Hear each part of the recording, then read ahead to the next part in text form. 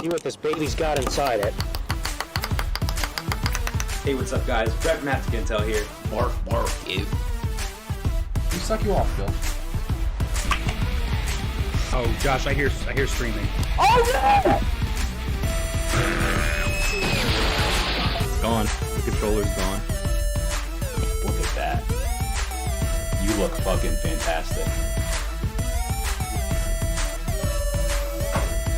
Welcome to Haptic HQ.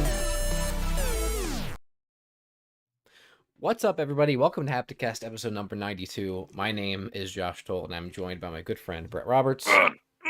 As always, you all right over there? What's up? What's up? How are you? What's going on?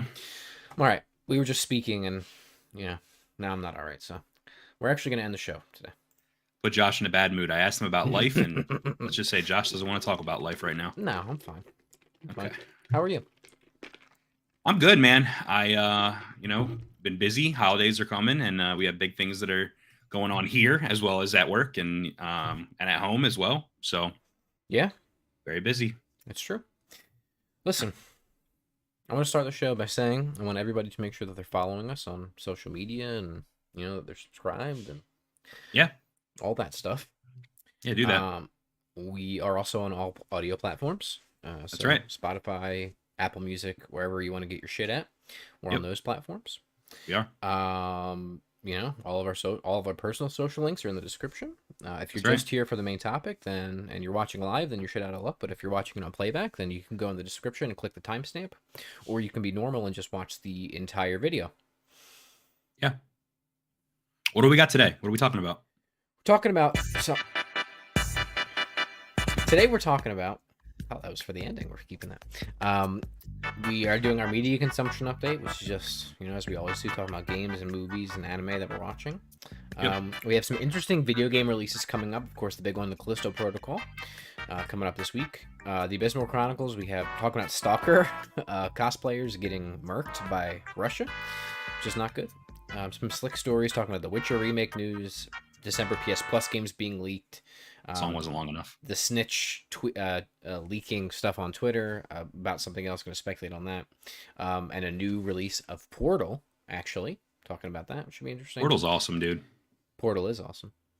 And then, obviously, our main topic is talking about the Callisto Protocol, and Yahoo UK breaking their embargo, and, talking about some early impressions of the game. Not our impressions. We didn't break embargo. Yahoo did. So, reacting to that. Yeah. As well. And I'm drinking some Nice. Dubby. DUBBY. We're sponsored by DUBBY. Use code SLICK to save 10%, but more on that later. All right. Well, I think it's time for us to hop into our media consumption update then. Let's talk about what we've been watching, what we've been playing, and what's going on in our lives. Yeah. What are you watching? I have a lot for you this week. First of all, we were together and we watched the horror movie Skinamarink. Yeah. I have to put a little pin in that because I want to say Okay. anyone that has seen this movie at this point is probably watching it illegally, Nefariously. nefariously. Not me. I didn't break the law. I didn't break the law either, but some people might have. No, we did not. Let it be known. And I know that the creator is upset that a lot of people are watching it, but we did see it. So I just wanted to make that Through clear. legitimate means. We were at the virtual film festival. That's right, we were. Is that all Anyway. you had to say about that? Yeah, I think that it's getting a lot of Skinamarink is getting a lot of attention right now in the horror community. If you are a fan of horror movies, I'm sure you've heard of this film, and it is kind of blowing up online right now. Love it or hate it, it's getting a lot of attention. Yeah. So what did you think? I enjoyed it for the most part. I think first of all, it's super creative. Really, I think goes to show you what you can do on like a shoestring budget. Mhm. And let's just say there's not a lot of actual humans seen in the entire movie, and I think that's really bold and interesting. And it was shot really interestingly and used a bunch of stock sounds and all these things which I think kind of everybody has at their disposal if you wanted to make something, and I thought it was pretty good. It also has some of the most tense lead up to jump scares I think that I've seen in a movie in a long time. I'm thinking about particularly towards the middle of the film when one of the children goes upstairs to the bedroom. Yeah, I mean, one of the most expertly crafted sequences I've seen, I think, ever in horror. But other than that, I think it was fine. So Yeah, I think it was fine. I was kind of jealous watching it. I was like, damn, this is so low budget and so easy to do. I wish I did this. yeah, And also I just saw it as like, to me, I was just, and I've been seeing the comparison that it's like watching paint dry, this film. And I kind of get that because you are watching a lot of nothing for a very long time. And then when something does happen, you're like, ah, there it is. But yeah, I kind of understand that watching paint dry thing. And I think my Letterboxd review kind of says it sums it up as best as I can. It was like a series of JPEGs put in the most unsettling way possible, like the most unsettling order you could put JPEGs in order to make a film, right? Yeah. Apparently, the creator of Skinamarink made a short film before that called Heck, and it's the same concept, the same, basically the same film on an even less budget, even lesser budget. So wow. I have to check that out through legal means as well. All right. And then we also watched bookended with Skinamarink Superbad when we were together this weekend. And I'm just here to tell you, I forgot how excellent of a comedic film that is, and boy oh boy, that movie's fucking awesome. I am McLovin. That movie rules, dude. Yeah, dude, that it movie really is does. so good. I guess maybe when that movie came out, we were so young. We watched it, but we were so young. And it was funny then, but it not was funny then. But rewatching it as an adult, I mean, we were cackling.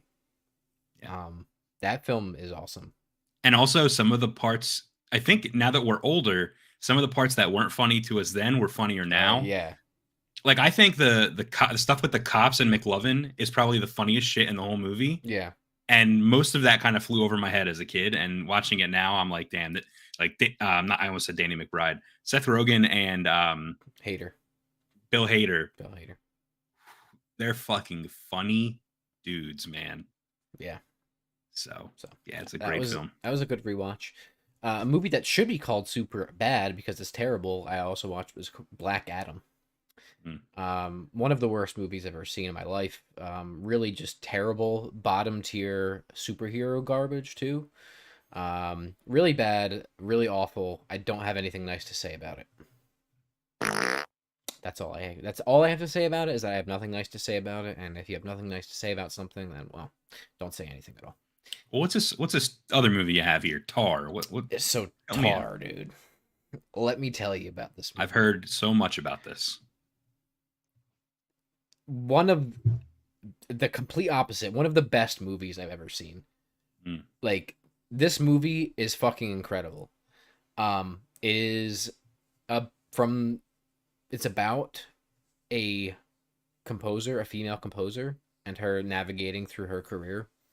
It's presented almost like a biopic, but it's not a biopic. And she's not a real person. And she's not a real person, no. Completely fictional. But, dude, it's fucking awesome. As somebody that works in the arts, too, I don't feel like... A lot of people are talking about that Spielberg movie. I forget what it's called. That just came out. But it's basically like a biopic about himself as a filmmaker. I heard about this. People are saying, like, oh, I feel so seen as, like, a filmmaker, whatever. I feel seen as somebody that works in theater and the arts in watching this movie. Not now. Anybody that's watched the movie, I'm not saying I condone any of the topics presented in there, but I'm saying that watching it, I was like, holy shit. Whoever presented this movie knows the inner workings of working in the arts and how fucking abysmal it is. Okay. And the main actress, Cate Blanchett, just gives one of the best performances I've ever seen. And the ending, see, I don't know if I can recommend this movie to you, because I think you'll find it quite boring. However, for you, it's almost worth watching the whole movie just to get to the end.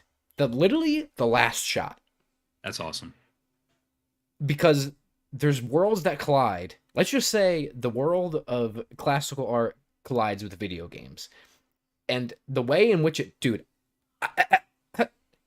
that's why I want you to watch the movie. Now, it's 2.5 hours long. So you're going to have to sit through like 2 hours and 20 minutes of stuff that you might not find super interesting. Although you might. I think it's well acted. But there's a lot of gibberish in there for people. Like it's music speak constantly. And the movie doesn't give you any exposition. So people are just talking about music. And if you don't operate within music, it might be a little hard to sit through. If that makes any sense. Yeah, Like absolutely. the performances are good, but it's like listening to somebody speak a different language. Which there's a lot of it in the movie with no subtitles, by the way. Speaking in a different language. Oh, okay. Is it like that movie Whiplash? Yeah, it's not quite as accessible as Whiplash. Right.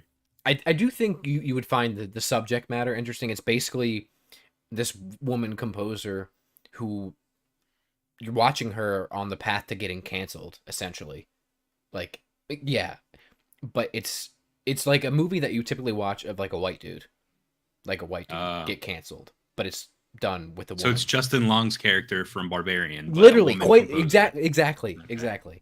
Okay. But I found, dude, it's I haven't watched a movie that I've enjoyed that much in quite a long time, and it's 2 hours and 40 minutes long almost. I didn't pause it a single time. I didn't move. Like I was glued from the very beginning. So Nice. highly That's good recommend. to hear. Yeah, Good to hear. and I just talked about that for a while, and we have to move on. But that's what I'm watching. Also TV and anime. Chainsaw Man. I know we're both watching it. Chainsaw Man fucking slaps. Yeah. I finished Andor. Andor is the best Star Wars television show. You should watch it. Strong ending or what? Extremely.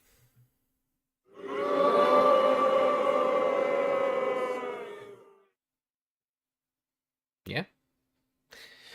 Extremely strong ending. I think you'll quite enjoy it. I love The Mandalorian, don't get me wrong, but Andor is the best Star Wars that we've gotten in the Disney era. Oh, brother, this It is. guy stinks! And if getting another Andor means we don't get stuff like The Mandalorian anymore, I'm okay with that.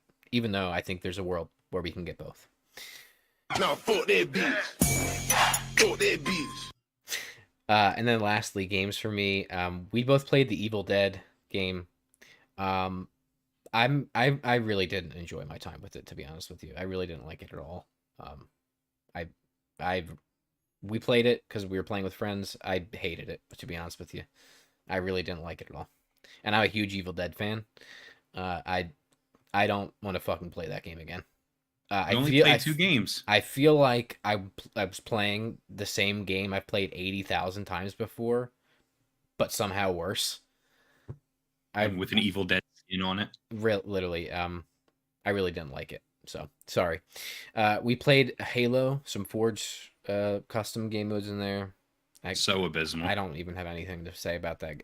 They added the thing that people want, but you can't even play with other people. The whole point is to play with people online and have stupid fun. You can play with friends, and there's some interesting stuff on there, community creations, but you can't matchmake. So what is the point? And it's not coming out till March!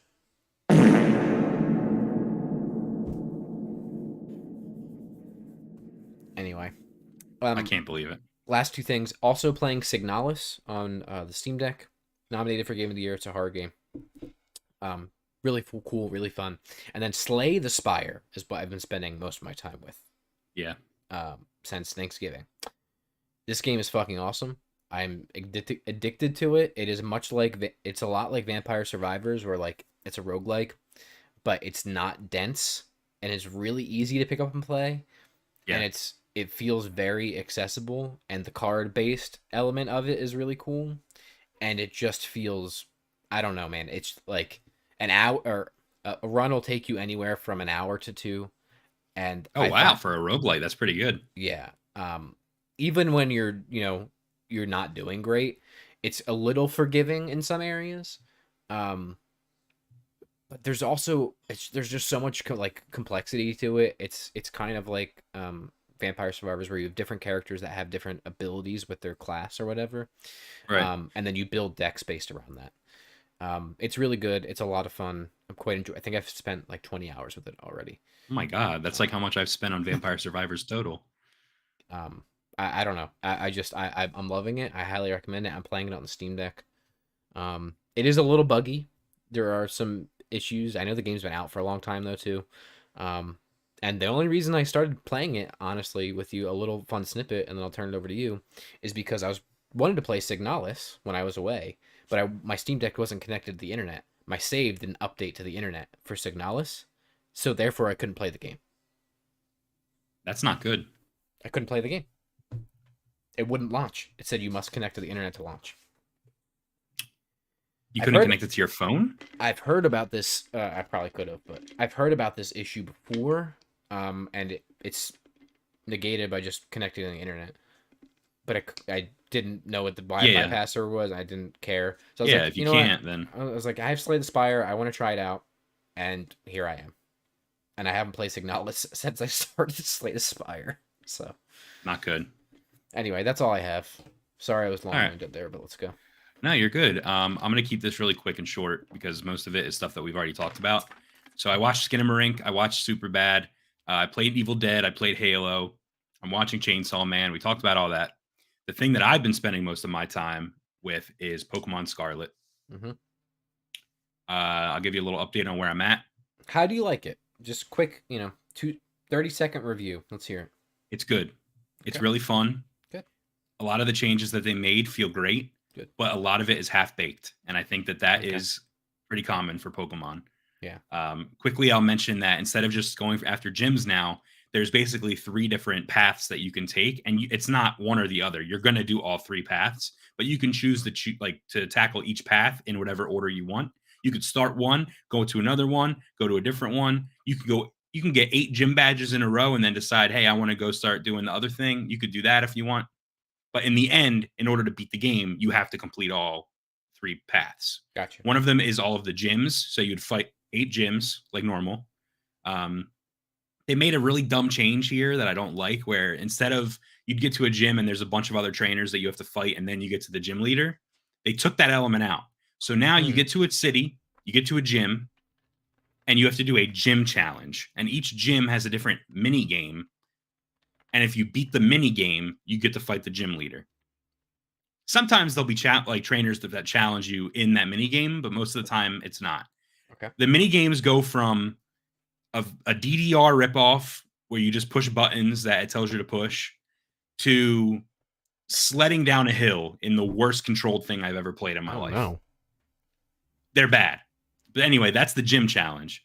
Then there is like the Team Rocket of this game, and you're going around trying to beat all of the leaders of the team in order to take them down. And you like raid their base.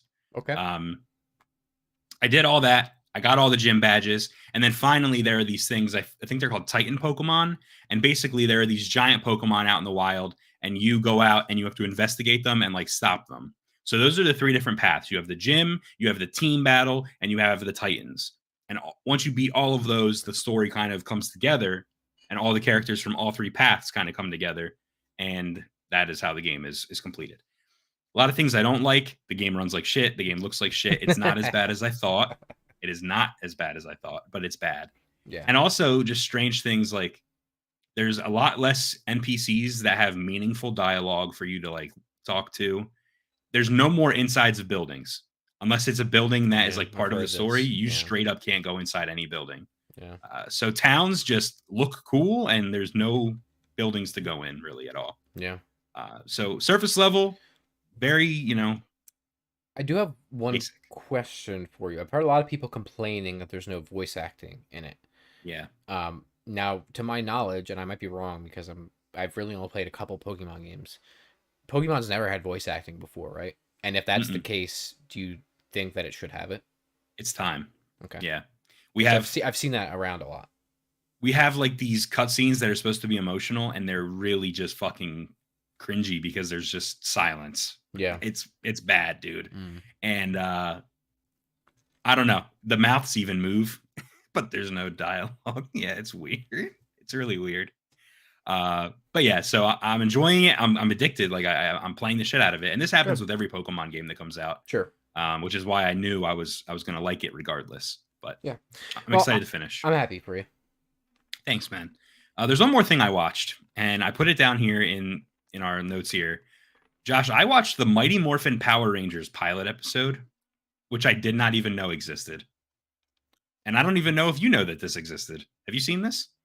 Is it? It's not episode 1. It's not on Netflix? No, this is a pilot that they filmed to try to get the show picked up. Like, the names of all the characters are the same, except for, like, Zordon is called Zoltar instead of... Yes. Bro, I remember.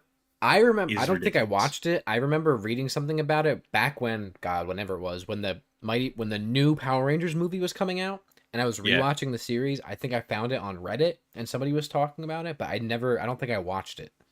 Dude, real quick though, pull it up. I put the link there. This is funny. In our document? Yeah. Okay. People are going to think this is funny, dude. Here, let me, let's switch to... I'm assuming you want me to show this to people, right? Yeah. I just want you to show them a couple scenes here. First, Zordon looks. All right, go to 5 minutes and 8 seconds, dude. Sorry, I was listening to the theme. Okay. 5 minutes and 8 seconds. Yeah, look at Zordon, dude.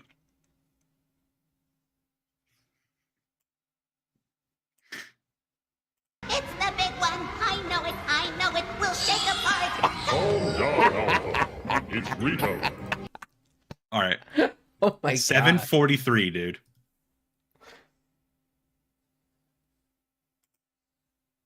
Drawn from the I can't spirits of the believe this. ancient creatures you call dinosaurs. Dude, Are you kidding me? I cannot believe this. That is awesome, dude. We'll have to watch this. I wonder. Dude, you think we'd we get? should. We think we'd get claimed if we like streamed it? I That don't. reaction. Dude, I don't know. It's so bad, and like, there's a part where you can clearly see them switch to like the Sentai footage instead of the American footage because like, the quality just gets so shitty. But yeah, I found that and I laughed my ass off watching it because of how shitty it is. Damn. All right, well, that's that. So that's all I got for you. So Josh, I think it's time that we roll the intro for the show and get the podcast on the road here. Okay. If you can do that. I can.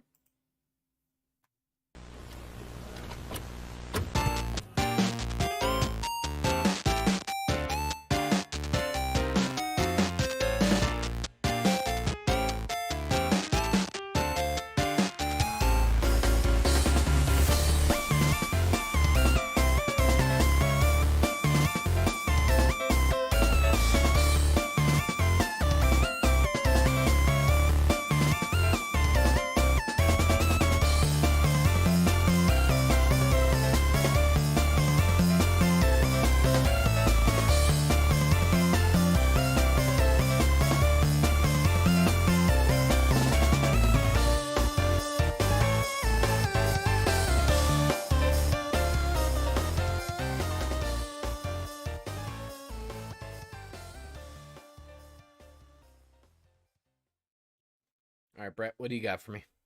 All right, Josh. Today we're going to talk about the video game releases that are coming up this week, and then we're going to talk about some abysmal stories and some slick stories in the news of the gaming world.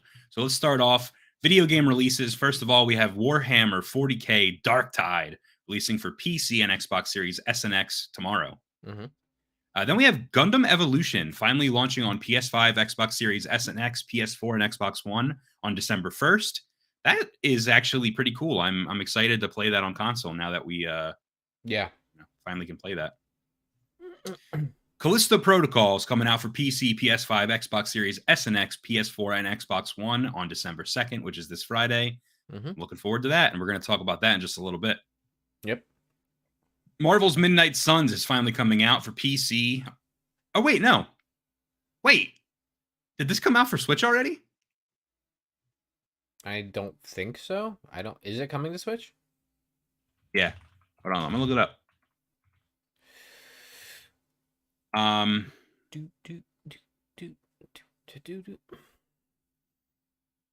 I just want to listen to the Power Rangers theme song. This is coming for Switch, but there's what? Okay, so I'm glad I just looked this up. So Marvel's Midnight Suns is releasing for PC, PS5, Xbox Series S and X on December 2nd, but it's not releasing on the last gen consoles, including the Switch, until a later date. The game was shown off at a Nintendo Direct. It was announced at a Direct. Later date. Wow. That's sad. Stinky Switch. Need for Speed Unbound, the game that has been rumored and leaked and maybe was going to get canceled for a little bit. They are shipping this thing out. If you buy it, I'm so sorry. This is going to be the quickest cash grab I've ever seen in my life. It's releasing for PC, PS5, Xbox Series S and X on December 2nd, this Friday. Apparently, it runs really well on PC, on higher end PCs. Listen, I don't doubt it, man. They've been working on it for about 20,000 years. So, Hello Neighbor 2 is releasing on PC, PS5, Xbox Series S and X, PS4, and Xbox One on December 6th. And the game I'm waiting for, dude, Firefighting Simulator, The Squad, is releasing on PS5, Xbox Series S and X, PS4, and Xbox One on December 6th. There are people that exclusively only play simulator games like that. Like Power Washing Simulator and Truck Driver Simulator. Yeah, and honestly, if that's all you want to do, you have a lot of video games to do that with. So, yeah, enjoy. A lot of cash grabs. All right, Josh, let's hop into the Abysmal Chronicles. Yeah. We have some really abysmal stories today. Damn, I actually, like that. I like that. Just one abysmal story for today and a lot of good stories. I think you could call our main topic an abysmal story, too.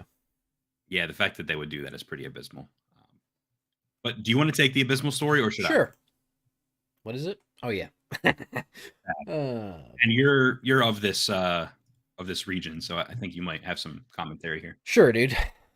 Stalker cosplayers were killed after Russia allegedly mistakes them for Ukraine spies. This is coming. That's abysmal. It is. This is coming via Game Rant. So, 3 Stalker cosplayers adoring costumes from the popular video game and movie were reportedly killed after the Russian FSB, or the Federal Security Bureau, aka the KGB, mistook them for Ukrainian spies from 250 kilometers away from the war-torn country. The deceased drew attention of the FSB, the main successor. Well, I just said that. Main successor agency to the KGB. You called it. I called ahead of game right here. After its intelligence indicated they possessed uniforms marked with a green wolf head insignia associated with Volya, an obscure Ukrainian ultra-right nationalist party. However, the uniforms in question were reportedly costumes based on one of the factions from the Stalker series. Russia says, Brett, though, that they thwarted a sabotage attempt that was sanctioned by Ukraine. That's so bad. I mean, here's... I mean, you want to know my actual opinion is that I don't think either side knows what the hell is going on.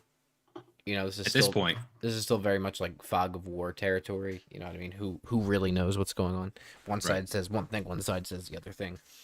But to me, if their uniforms were found with that, like, and it's from the video game, that seems pretty cut and dry to me. I don't know. So the immediate question I have is, why would you be dressed like that? Yeah, that's also probably not a good idea. But if they were like at a convention, like that's one thing. But if a convention in war-torn Ukraine for Stalker? That's what I'm saying. Why would you be dressed like? Yeah. Why would you be cosplaying in a war country as a fucking soldier? That seems like a really bad idea. Yeah. But that's not saying that I think that they're dumb for doing that. I mean, they should be able to do whatever they want. There shouldn't be a war in their country, right? Yeah. So, I don't really know what the validity of this story is, again, from either side, even though I am Ukrainian. I mean, that doesn't mean that, I mean, I don't have anything else to say other than I don't know how much I trust this story. It's abysmal on both sides, and I don't know. Russia's bad for killing somebody if they're cosplaying. You're bad for cosplaying Stalker or whatever. I don't know. There's a reason it's in the Abysmal Chronicles, because it's an abysmal story. Yeah. All right. Well, now we're jumping into some slick stories. All right. So, the Witcher Remake. I should probably stop the sound before I start. That way you can cut it up into a video if we need to do that. But yeah, so the Witcher Remake will be open world. CD Projekt Red has now confirmed. This is a story coming from IGN. IBN. B What's that stands for stand bad. for? Irritable bowel. No way. That's right. IGN should just be IBS, irritable bowel syndrome, because I have that, I think. their website sucks, dude. And so do It I, does. so. Yeah. You click news and then it's like, what news do you want? And it's like, there's no gaming option. You have to click on a console. It's bad, dude. It's a mess. Um, I've also in found them stories- using their own proprietary image files on their website, so you can't rip the images before. Really? Yeah, like weird whatever files that I've never seen before in my life. .IGN files. Yeah, .bad files. All right. Yeah. Well, so revealed during its third quarter financial results, CD Projekt Red briefly mentioned its announcement of The Witcher Remake, saying that it will be a story-driven, single-player, open-world RPG. The studio had previously only confirmed that it would be another full-fledged Witcher game, but as the original is not open world, there was still speculation whether or not the remake would resemble the 2007 version or something closer to The Witcher 3 Wild Hunt. It sounds like we're getting something closer to The Witcher 3. Good, because the first two Witcher games are butt. Is Witcher 2 also not open world? I don't believe so. I mean, to be honest with you, I only played a couple hours on the 360 way back in the day.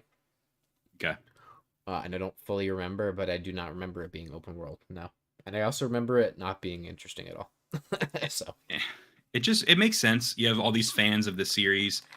This is like if they remade Fallout 1 today and they didn't like remake it as an open world RPG, right, and they left it as like a strategy game.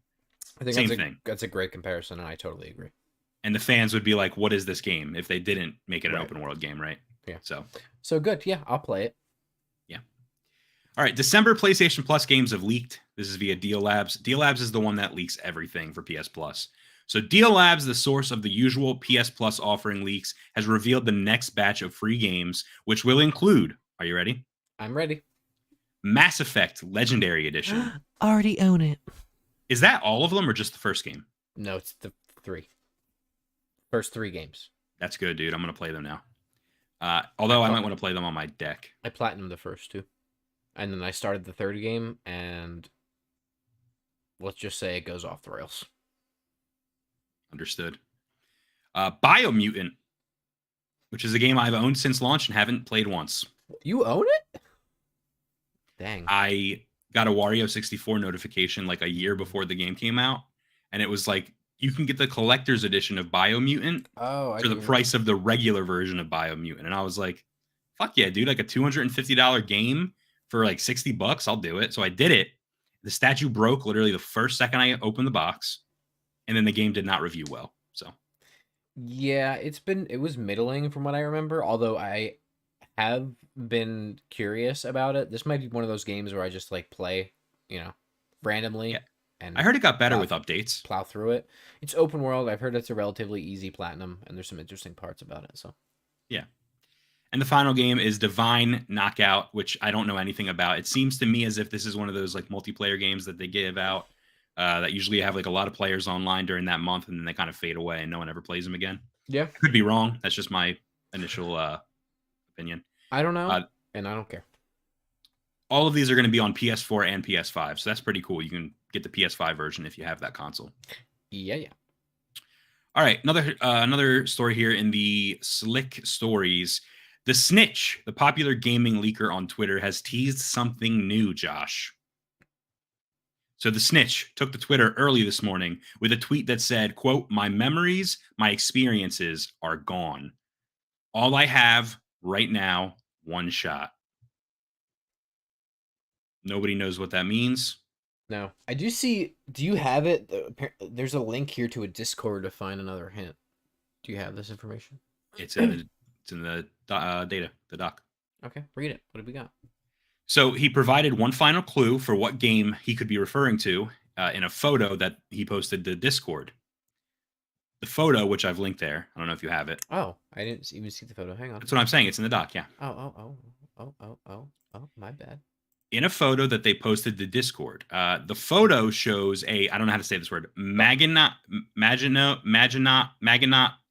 It shows a fort built in the 1930s to deter German invasion in France. So a lot of people saw this image and they thought, oh, it's Stalker, which we just talked about a little bit ago. But the quote is what everyone is kind of unsure of. Nobody really knows what that is. I had people saying Final Fantasy VII Remake Part 2. No. But then the image came out, right? So there was people speculating it's Kingdom Hearts. People were speculating it's Final Fantasy. Then that image came out, and now everybody is really confused. Somebody said Kojima's game. So What do you think? I think that this is a game that we're going to see revealed at the Game Awards. Yeah. I think that the Snitch has seen the trailer.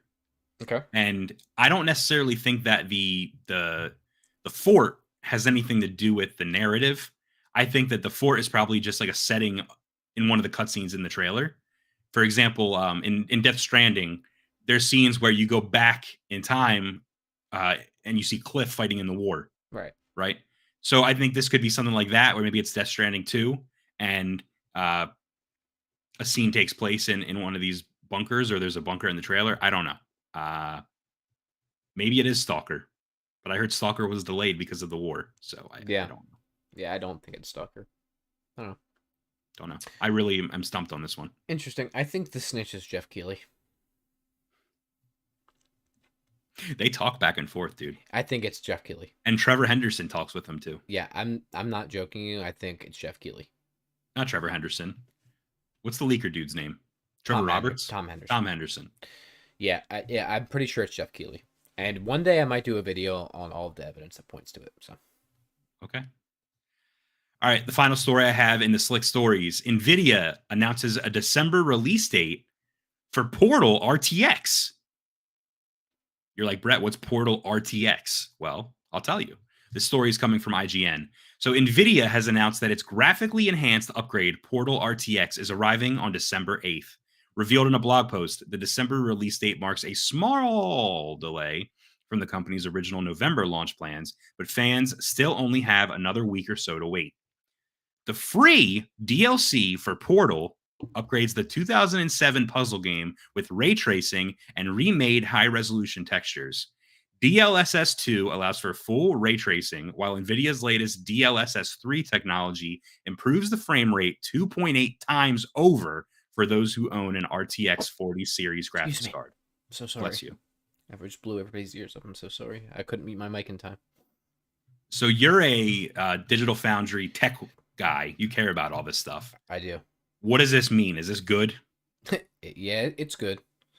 Okay. And it's it's an older game. Like, we've seen some of the stuff. I mean, with even older games, like there's like Doom RTX and those things. Those were not official though. Those were mods. So it's gonna add. Did it say? I should have been listening to you more closely. Did it say just ray trace lighting, or is it ray trace reflections too? It does not say. Okay. Well, regardless. If it adds ray trace lighting or reflections or both, there's so much overhead now with old games like this to still get high frame rates, and then DLSS, which is deep learning super sampling, allows you to basically what it does is it takes the native resolution and lowers it, and then uses AI to upscale it for a better image, so you get a better frame rate. I anticipate this game running like a beast at max settings with all that stuff if you have the appropriate hardware. That's awesome. It's cool Yeah, that they're that's one of those updating it games- as free DLC too, so many years later. Right. I and just that's wish one of they would those make games Portal that 3. Well, who knows? Maybe that's next.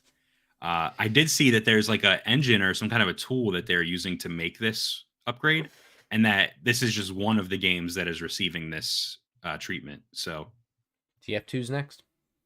I don't know if they're necessarily all Valve games, but Half-Life.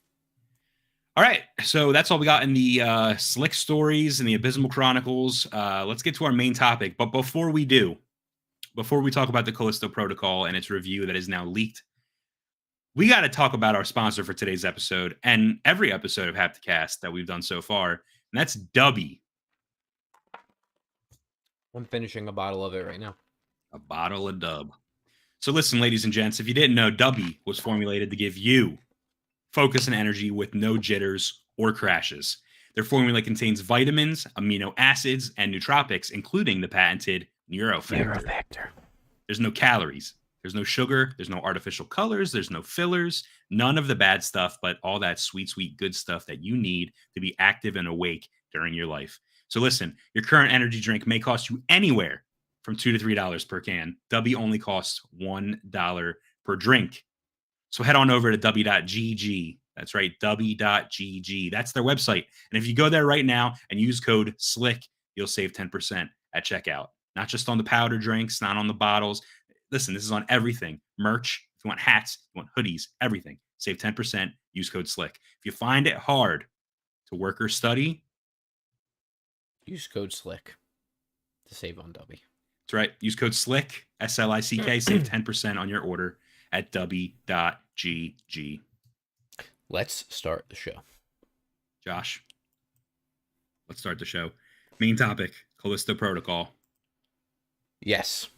We need to discuss this. So the other day, you messaged me and you said, I got bad news. And I said, oh no, what's the bad news? And you said, Brett, the Callisto Protocol is embargoing their reviews until release day, which, as everyone in the industry knows, if you're a gamer, you know what this means. Something is wrong. It's not looking good, folks. Historically, yes. Historically.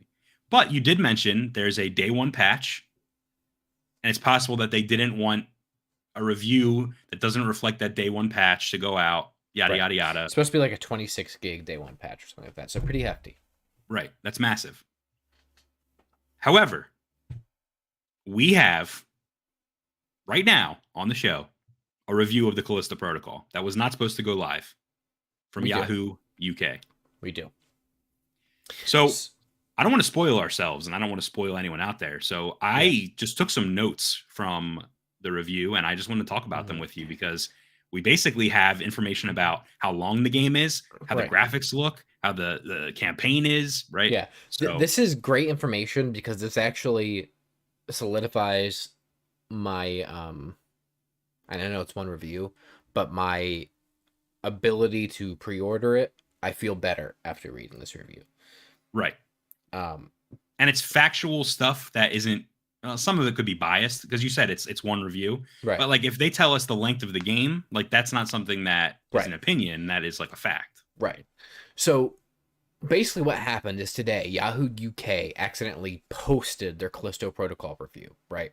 Again, breaking the embargo that Brett just talked about.